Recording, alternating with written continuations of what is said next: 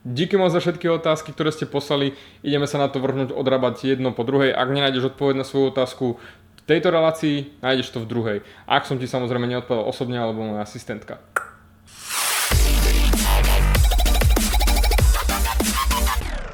Norbert sa pýta, koľko stojí tetovanie po celej jednej ruke?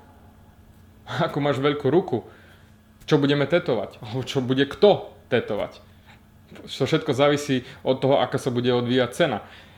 Funguje to jednoducho, takisto ako s taškou plnou nákupu. Vždy to závisí, čo máš v nej naložené, kde si to nakúpil, aké množstvo. Nemôžem ti povedať dopredu, že bude to stať 27,50, lebo to vychádza na centimetre. Ak niekto tetuje na centimetre, tak je to absolútna hovadina.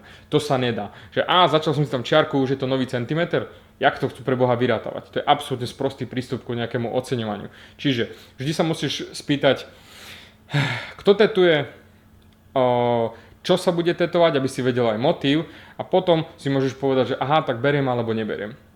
A môžu byť borci, ktorí sú mega drahí, kde len za vstup do štúdia zaplatíš 1000 eur a určite aj na nejakom staničnom šenku ti vytetuje nejaký typek za fľašu vodky tvoju luxusnú bombastickú kérku, z ktorej budeš šťastný do konca života. Alebo potom prídeš za nejakým ďalším tatuérom a sa pýtaš, že čo s tým vieme robiť, vieš mi to prekryť? Dobré tetovania nie sú lacné a lacné tetovania nie sú dobré. To je jednoducho štandardné pravidlo. Ak chceš niečo lacno a dobre, tak absolútne taká kombinácia neexistuje. Vždy sa zamyslí nad tým, čo, kde a ako. Vyber si toho správneho tatera a potom, až potom môžeš kumštovať, koľko to stojí. Vždy je dôležité, lebo kerka je na celý život. A keď sa na to vybodneš, tak môžeš celý život nosiť si nejaký hnoj na sebe. Bohužiaľ je to pravda. Takže dávaj si veľký pozor, ako si vybrať toho správneho tatera.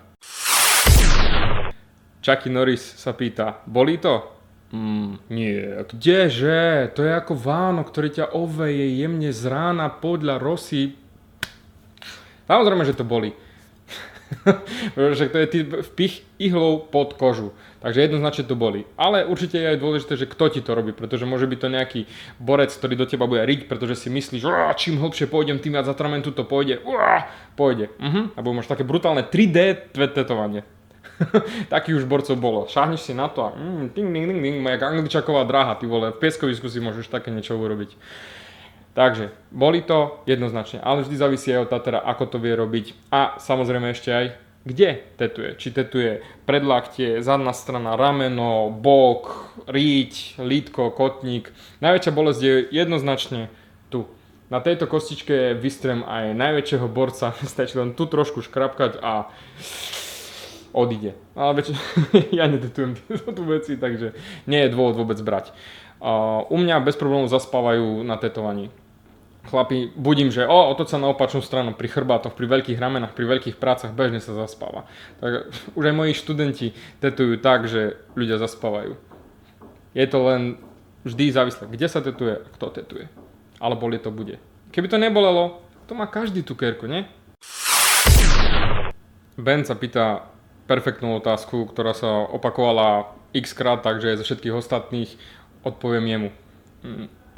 Ospravedlňujem sa za češtinu, hej, ideme to zahrať na nejakú formu, hej. A ja sa zeptám, jelikož začína léto a hodně lidí, co znám, se pak o tetování nestará. Smajlík, jasné, bohužel to je pravda. Jak je to s ochranou tetovaní přes léto a tak?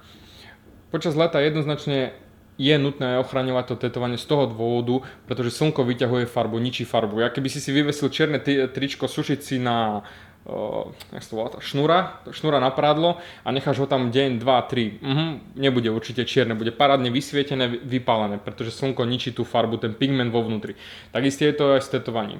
Keď vystavíš svoje tetovanie príliš dlho, príliš silnému slnku, bez nejakého ochranného faktoru, bez nejakého natretia, samozrejme, že bude to tetovanie sa rozpadávať a ničiť. Najdôležitejšie je ochrana, keď je čerstvo vytetované. Pretože v tú sekundu, ak je to vytetované, tetovanie nemá ešte nad sebou tú ochrannú vrstvičku tej kože, ktorá filtruje tie UV paprsky, čeština, nie? Všetky tie lúče a tým pádom priamo rozbíja tú farbu, ktoré máš. Mal som jedného chalana, ktorý robil na strechách, vytetoval som mu parádny spodok lebky, obrovský, potom prišiel za 2 týždne na dotetovanie a pozerám, mega zelené.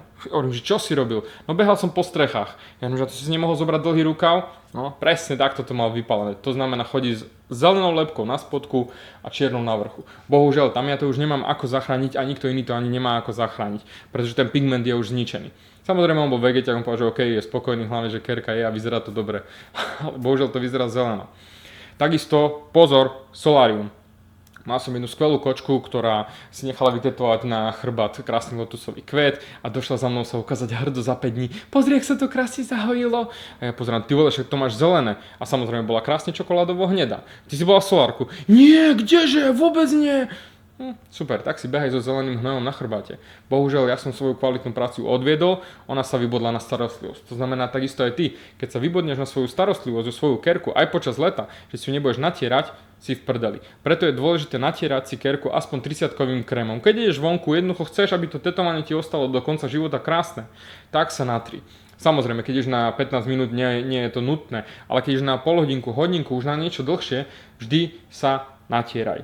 Aspoň 30-kový krém. V tú sekundu, ak si dáš niečo väčšie, to 50-kové krémy sú už približne taká istá hodnota ako 30-kové, takže tam by som si nerobil starosti, tie sú už zbytočne predražené. Stačí ti 30-ka, natrieš sa, len tú kerku, tú časť, čo potrebuješ ochrániť. Nemusíš si tu natierať, natri si to len tu, asi vybavený. A určite ti za to, že budeš hrdý na svoje tetovanie a farby v tvojom tetovaní ostanú krásne zachované navždy. Malý doplnok pre dovolenkárov.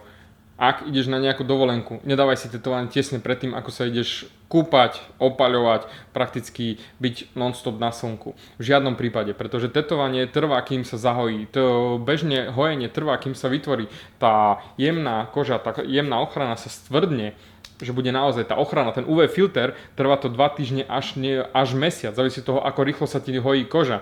Takže v žiadnom prípade svoje nové tetovanie nevystavuj slnku. Ak si ideš na dovolenku za 2 týždne a chceš sa kúpať a podobné veci, nie, nedávaj si tetovanie, daj si ho radšej neskôr. Ale ak neplánuješ nič také, tak bez problémov. Jednoznačne daj si tetovanie. Ak vieš, ako sa o ňo starať, ak sa budeš o ňo adekvátne starať, že ho budeš natierať a nebudeš ho vystavovať slnku, solárium a podobným gebuzinám. Napríklad minulý rok som mal august, ja osobne najsilnejší mesiac. Tam som tetoval najviac ľudí, pretože nie je problém s tým, že dovolenka. Ale o to, ako sa tí ľudia vedia o to tetovanie starať a ako si vedia zaradiť tie priority. Ak máš ešte nejaké otázky ohľadom tetovania, kľudne ich napíš, máš na to kontakt Facebook, máš na to YouTube, máš na to čo len chceš. Kontaktuj ma, ak to bude samozrejme zase znova tá normálna, pretože chodia aj hovadiny, som trošku sklamaný.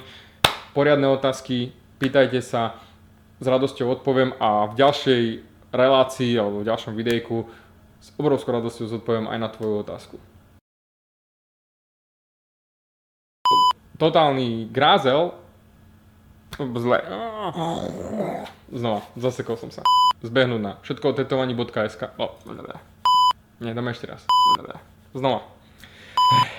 Stopni ešte raz, dáme.